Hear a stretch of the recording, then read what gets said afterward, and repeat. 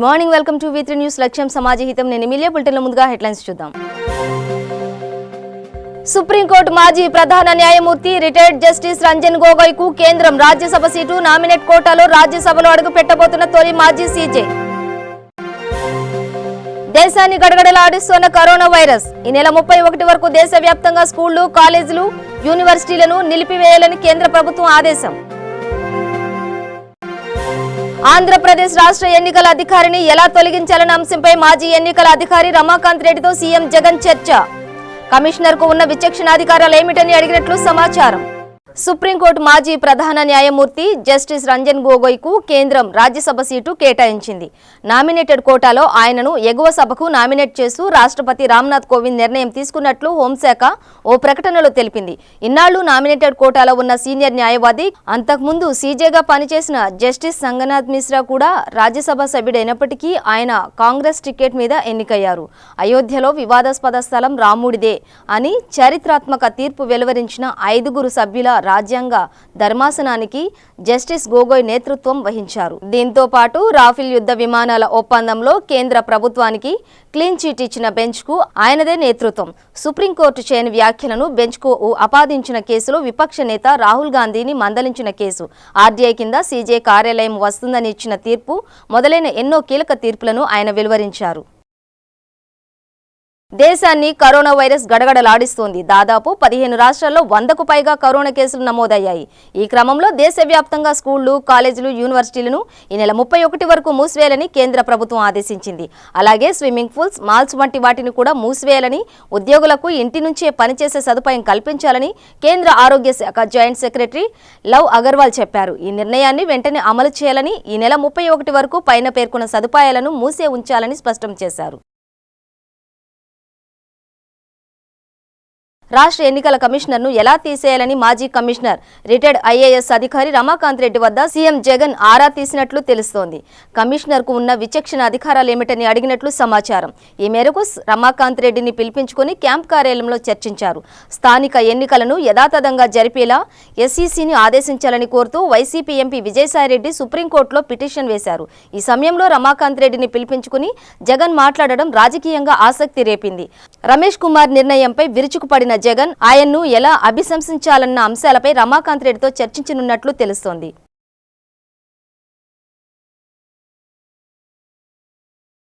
సూర్యాపేట జిల్లా కార్యాలయం red house లో జిల్లా కాంగ్రెస్ అధ్యక్షులు చెవిటి వెంకన్న యాదవ్ కాంగ్రెస్ నాయకులతో కలిసి విలేకరుల సమావేశం నిర్వహించారు.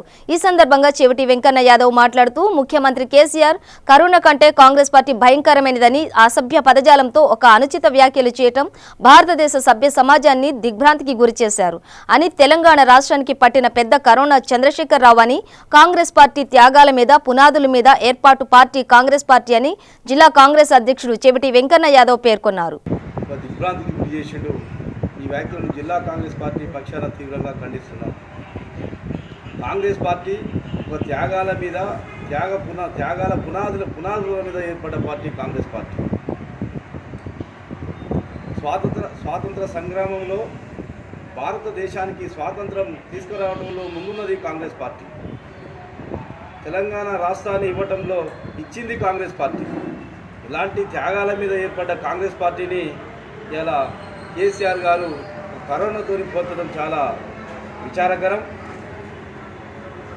1978లో వి హనుమంతరావు గారు ఆంధ్రప్రదేశ్కు రాష్ట్ర యువజన కాంగ్రెస్ అధ్యక్షుడిగా ఉన్న సమయంలో కేసీఆర్ గారు ఆర్గనైజింగ్ సెక్రటరీగా పనిచేసిండు యూత్ కాంగ్రెస్లో. చంద్రబాబు నాయుడు గారు వైస్ ప్రెసిడెంట్గా, మా నాయకులు మాజీ మంత్రి వర్యులు శ్రీ రామిరెడ్డి దామోదర్ రెడ్డి గారు ఆ రోజు రాష్ట్ర యూత్ కాంగ్రెస్లో కోశాధికారిగా ఉన్నమాట వాస్తవం. మరి ఆనాడు కాంగ్రెస్ పార్టీ నీకు కరోనా లేక ఉప్పలేదా కేసీఆర్ అని సందర్భంగా ఆయన ప్రశ్నిస్తున్నాం. 133 సంవత్సరాలు చరిత్ర కలిగిన కాంగ్రెస్ పార్టీని, త్యాగాల మీద ఏర్పడ్డ కాంగ్రెస్ పార్టీని నువ్వు ఆ రకంగా పోల్చడం చాలా విచారించదగ్గ విషయం. 19 సంవత్సరాల కింద ఏర్పడ్డ తోక పార్టీ టీఆర్ఎస్ పార్టీ 133 సంవత్సరాల కాంగ్రెస్ పార్టీకి నువ్వు సరిపోల్చడం ఇది హేయమైన చర్య.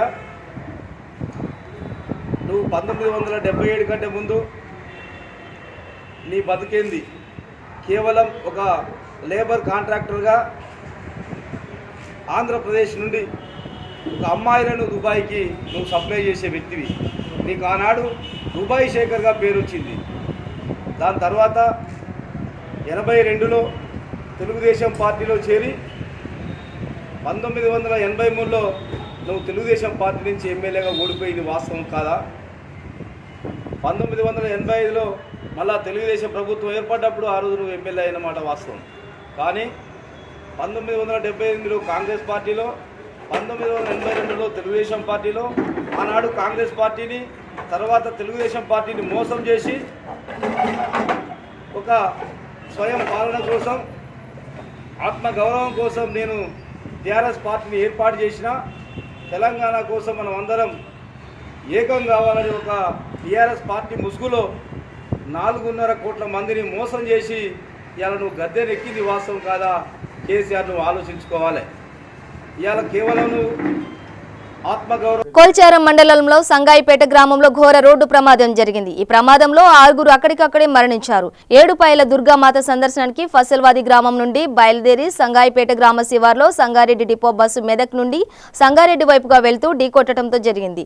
ఈ ఘటనలో 5 మహిళలు అక్కడికక్కడే మృతి చెందగా మాధురి అనే చిన్నారి ఆసుపత్రికి తరలిస్తుండగా మృతి చెందింది. ఈ ప్రమాదంలో 25 మందికి పైగా ప్రయాణికులు గాయపడ్డారు. ఘటనా స్థలాన్ని మెదక్ డీఎస్పీ కృష్ణమూర్తి సందర్శించారు. మృతదేహాలను పోస్టుమార్టం నిమిత్తం మెదక్ ఏరియా ఆసుపత్రికి తరలించారు.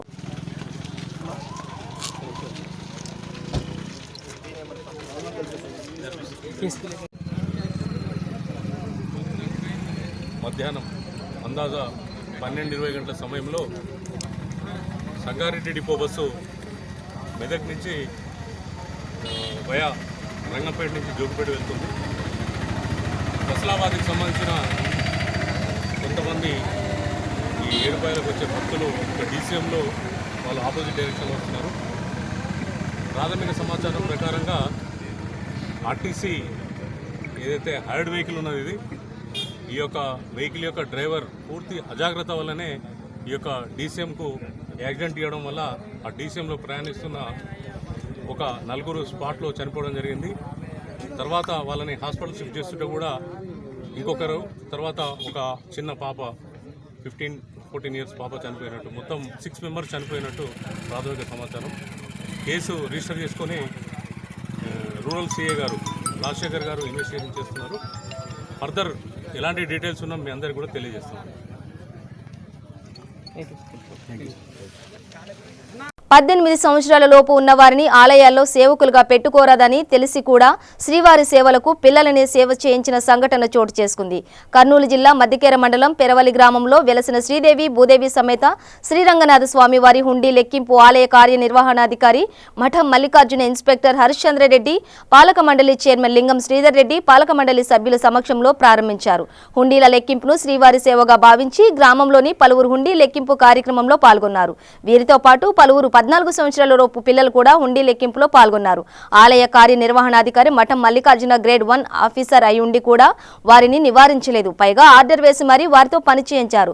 జిల్లా అధికారులు వివిధ పనులలో పిల్లలతో పని చేయించే వారిపై దాడులు, కేసులు పెట్టి అరెస్టు చేసి రిమాండ్కు తరలించేవారు. మరి పిల్లలతో హుండీ లెక్కింపు పనులు చేయించిన ఆలయ కార్యనిర్వహణాధికారి మఠం మల్లికార్జునపై జిల్లా అధికారులు ఎలాంటి చర్యలు తీసుకుంటారో వేచి చూడాలి.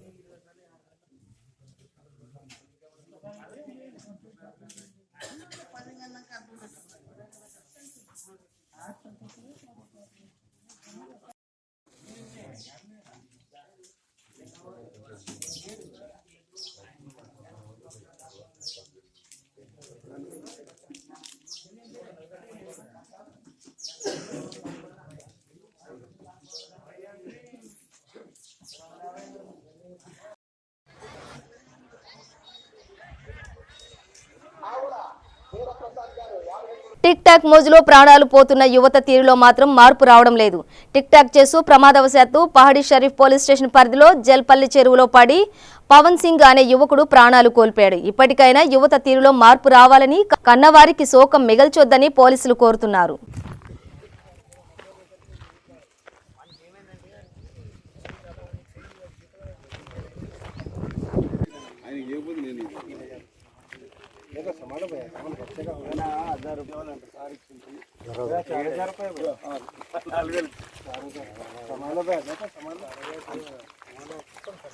पैसे के लिए नहीं आए इधर, हम पैसे के लिए नहीं आए। ठीक है ये याद रखना, ना पैसे के लिए काम वाले नहीं है।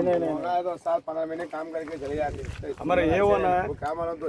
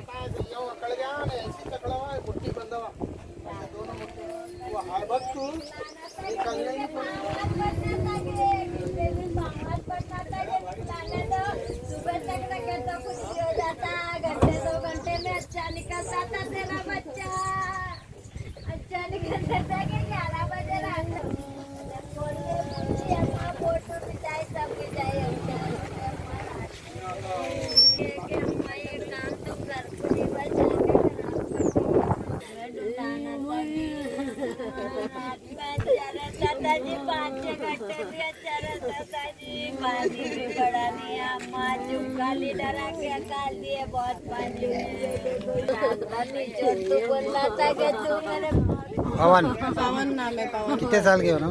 22 साल का। 22 साल। क्या काम करते थे? गणेश की मूर्तियाँ बनाते थे। ये? गणेश बनाते मूर्तियाँ गणेश की। गणेश कहाँ पे रहते आप लोग? गंगाबोड़ी आकाशपुरी हनुमान गले। धूलपेट के? हाँ धूलपेट।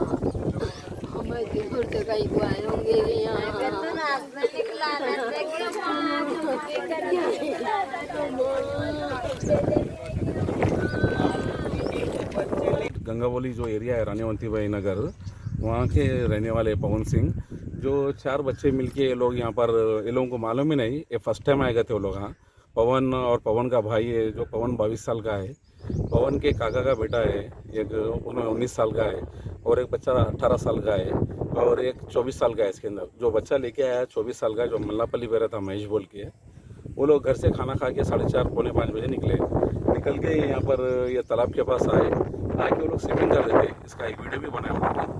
और स्विमिंग करते हुए उन्होंने एक वो जो कमान है, कमान के अंदर एक राउंड मार के पीछे से क्या हुआ, वो बच्चा क्या है कि पुकारने लगा पवन, अरे मेरे को बचाओ बचाओ बोल के।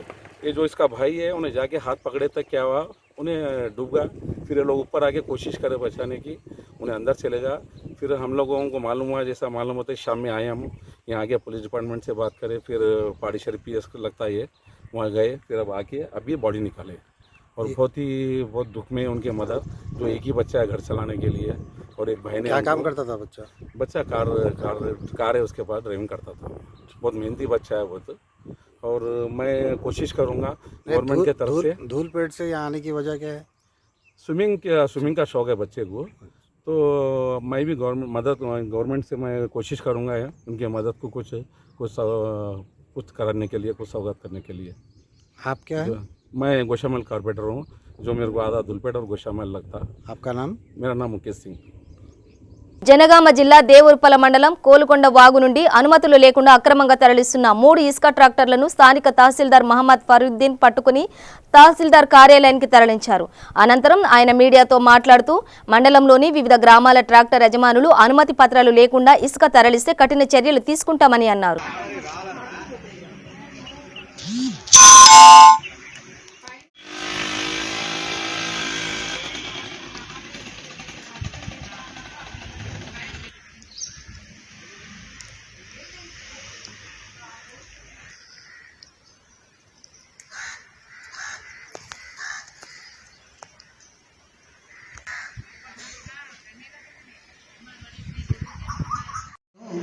ఇల్లీగల్గా ఇసుక రవాణా చేస్తుంటే పట్టడం జరిగింది.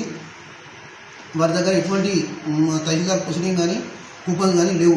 ఆల్రెడీ ఇంతకుముందే పంచాయత్ సెక్రటరీలకు సూచనలు జారీ చేయడం జరిగింది.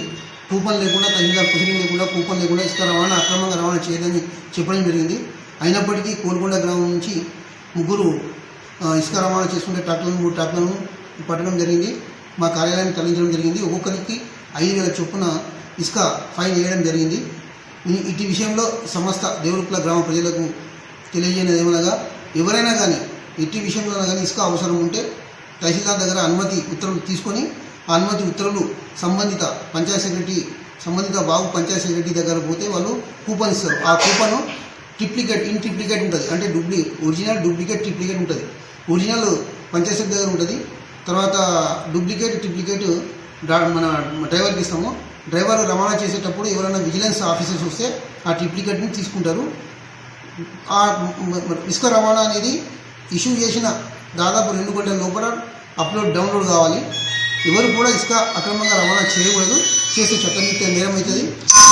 5,000 ఒక్కొక్క ట్రాక్టర్కు 5,000 రూపాయల చొప్పున ఫైన్ వేయడం జరిగింది. ఈరోజు పట్టిన 3 ట్రాక్టర్లకు 5,000 రూపాయల చొప్పున మన ఇసుక పెనాల్టీ వేయడం జరిగింది.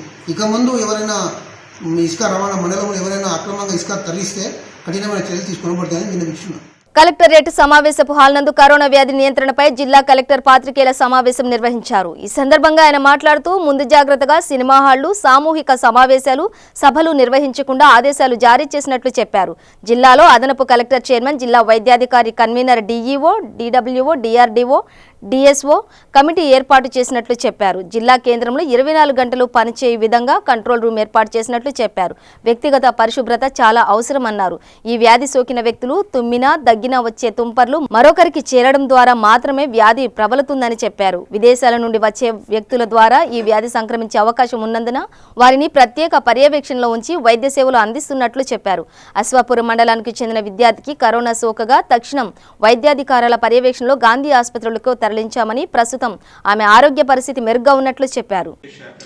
అధికార యంత్రాంగం చేసే ప్రయత్నాలు చేసినా కూడా వ్యక్తి యొక్క ఆరోగ్యం, వ్యక్తి అలవాట్లు, కుటుంబ అలవాట్లు చాలా ఇంపార్టెంట్. ఇక్కడ ఇది ప్రతి ఒక్కరు కూడా అర్థం చేసుకోవాలి. అర్థం చేసుకొని ఈ జాగ్రత్తలు పాటించినట్లయితే ఇది వ్యాప్తి చెందదు. మనం డిసీజ్ను సమర్థవంతంగా ప్రపంచవ్యాప్తంగా కరోనా వైరస్ ప్రజలను భయభ్రాంతులకు చేస్తున్న కారణంగా రాజన్న సిరిసిల్ల జిల్లా కలెక్టర్ కృష్ణ భాస్కర్ ఆదేశాల మేరకు సిరిసిల్ల పట్టణంలో అన్ని స్వీట్ సెంటర్, హోటళ్లు, టిఫిన్ సెంటర్లలో తనిఖీలు నిర్వహించారు. హోటల్ యాజమానులందరూ పరిశుభ్రత పాటించాలని, చేతులకు గ్లౌజ్ వేసుకోవాలని, స్వీట్ షాపుల్లో తినుబండారాల్లో కలర్ కలపవద్దని తెలిపారు. నియమ నిబంధనలు పాటించిన ఎడల వారిపై చట్టపరమైన చర్యలు తీసుకుంటామని, ఆ హోటల్ను సీజ్ చేస్తామని రాజన్న సిరిసిల్ల జిల్లా ఫుడ్ ఇన్స్పెక్టర్ ఇన్ఛార్జ్ రాజేందర్ తెలిపారు.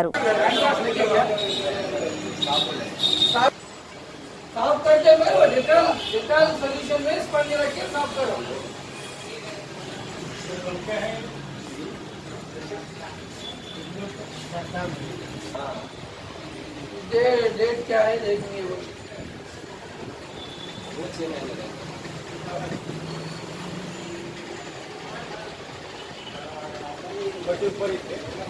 ये 6 महीने नहीं भैया, 4.5 महीने, 4.5 महीने खत्म हो गए तो इमीडिएट निकाल देना और वापस दे देना।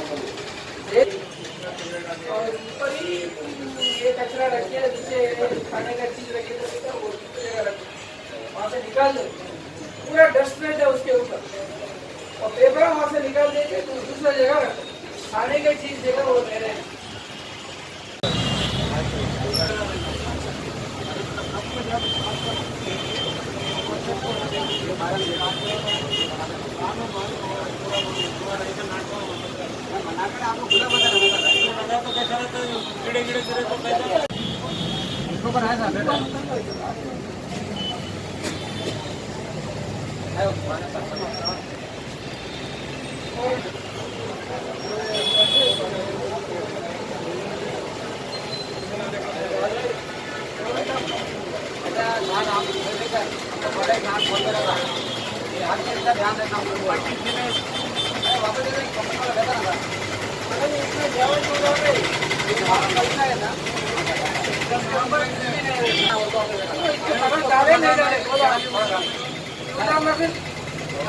आज से नहीं डालना,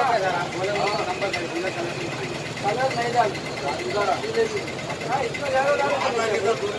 आजकल कलर से बीमारी आ रही, कैंसर बीमारी आ रहा। कलर बंद करो, हर चीज में कलर बंद करो। आप ऐसा बोल के हमको जाना था, हमारे बंद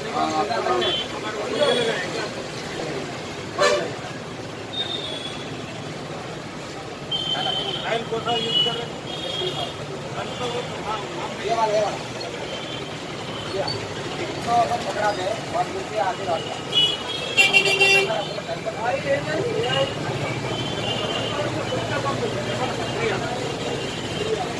తెలంగాణ రాష్ట్ర ఫీల్డ్ అసిస్టెంట్ ఐక్య కార్యాచరణ కమిటీ పిలుపు మేరకు జగిత్యాల జిల్లా రాయికల్ మండల ప్రజా పరిషత్ కార్యాలయం ముందు 5వ రోజు ఫీల్డ్ అసిస్టెంట్ల సమ్మె కొనసాగింది. కనీస వేతనం, హెల్త్ కార్డు, హెచ్ఆర్ పాలసీ అమలుతో పాటు తమ న్యాయపరమైన డిమాండ్లను ప్రభుత్వం వెంటనే పరిష్కరించాలని, ఈ నెల 23 వరకు మా డిమాండ్లను పరిష్కరించని పక్షంలో 1,00,000 మందితో ప్రగతి భవన్ ముట్టడిస్తామని అన్నారు.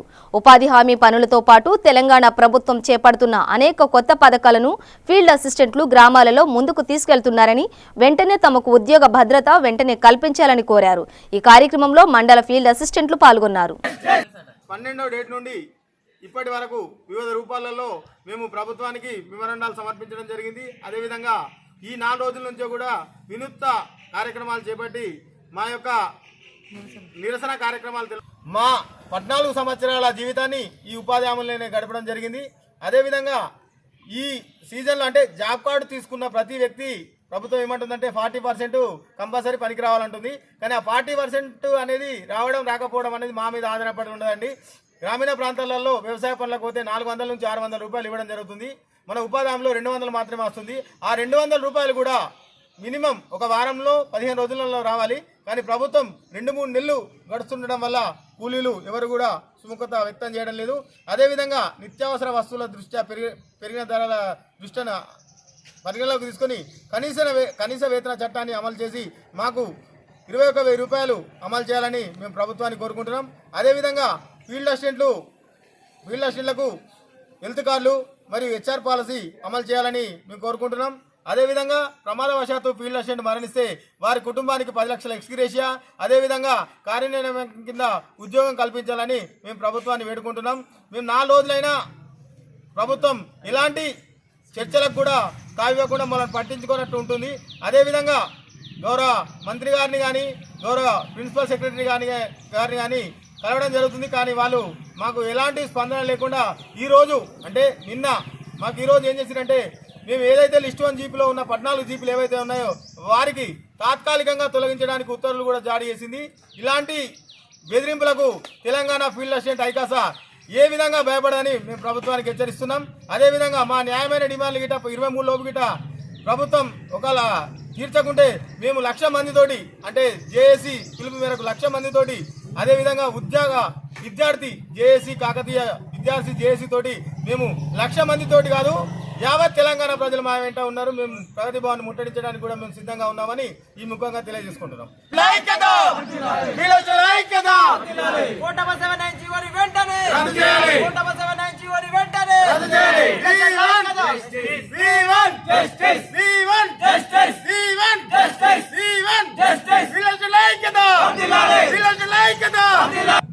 V3 News Jaychal Constituency Srinivas. వేల కొలది ప్రజలు నిర్మల్ జిల్లా కేంద్రానికి వచ్చి పోతుంటారు. వారి ప్రయాణానికి కావలసిన ప్రభుత్వ బస్సులు ఆయా గ్రామాలకు నడవకపోవడంతో గ్రామ ప్రజలు ఆటోలను ఆశ్రయిస్తున్నారు. ఒక ప్రైవేట్ ఆటోలో ఒక్కొక్క ఆటోలో 20 నుండి 25 మందిని తీసుకురావడం జరుగుతోందని ప్రజలు అంటున్నారు. ఇలా రావడం చట్టవిరుద్ధం అయినా ఇటు రవాణా అధికారులు పోలీసులు చూసి చూడనట్టు వదిలివేయడంతో ప్రైవేట్ వాహనదారులు ఆటో యజమానులు భద్రత లేని ప్రయాణాలు జరుపుతున్నారు. నిర్మల్ పట్టణ సీఏ జాన్ దివాకర్ అనంతపేట మేడ్పల్లి గ్రామాల జిల్లాకు కూతవేటు దూరంలో ఉండటంతో ఆ గ్రామాల ప్రజలు ఆటోలో ప్రయాణిస్తుంటారు. పట్టణ సీఏ తనిఖీలో భాగంగా ఓ ఆటోను ఆపి తనిఖీ చేయగా ఆటోలో 19 మంది ప్రయాణం చేస్తున్నట్లు గుర్తించి అవాక్కయ్యారు. ఆటో యజమానిని హెచ్చరించి వదిలివేయడం జరిగింది.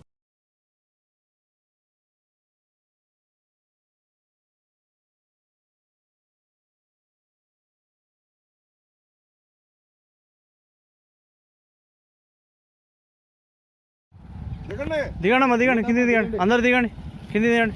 ఇటండి, ముందుకు రండి బాబు, కాకా ముందుకు రా. ఇట్రా అమ్మ, ఇట్రా. 1 2 3 ముందుకు రండి అమ్మ, ముందుకు రండి. ఇటండి, ఇట్రమ్మా, రండి.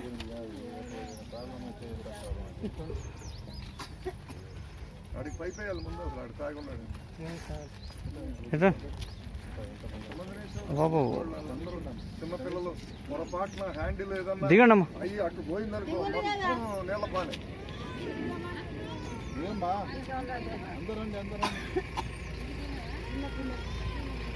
చిన్నపిల్లలు లోపల ఊపిరాడతలేదు. దిగో. సరే నువ్వు కూర్చో, వాళ్ళని దిగు మన ఎన్నుకున్న వాళ్ళని.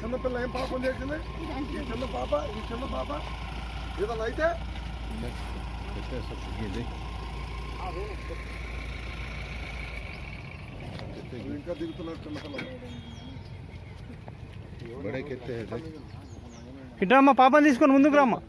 చిన్న పాపని తీసుకొని రా, ఇటు ముందుకు రాండమ్మా. పాపని తీసుకొని ముందుకు రండి.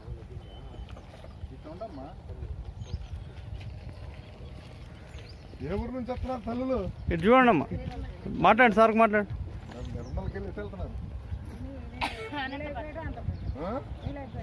ఎంతమంది ఉన్నారు లెక్క పెట్టుకున్నారా? 1 2 3 4 5 6 7 8 9 10 11 12 13 14 15 16 17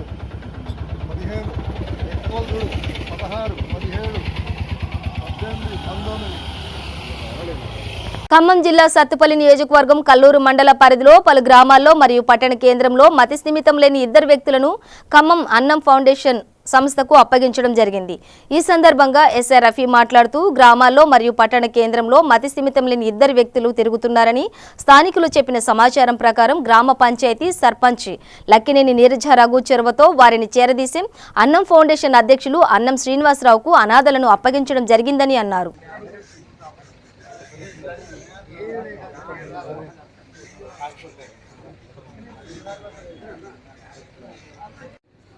వాళ్ళ సమాచారం ప్రజలు పోలీసు వారికి ఇస్తే పోలీసు వారు చేరదీసి ఖమ్మం నగరంలో ఉన్నటువంటి అన్నం సేవా అప్పగిస్తుంది.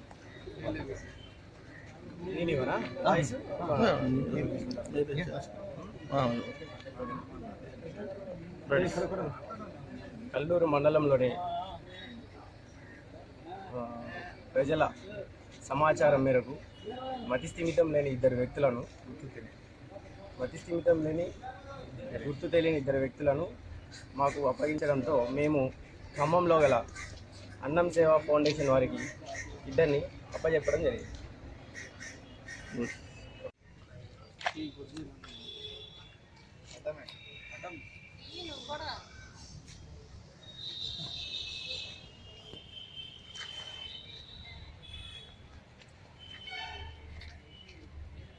బులెటిన్ ముగించే ముందు హెడ్లైన్స్ మరోసారి.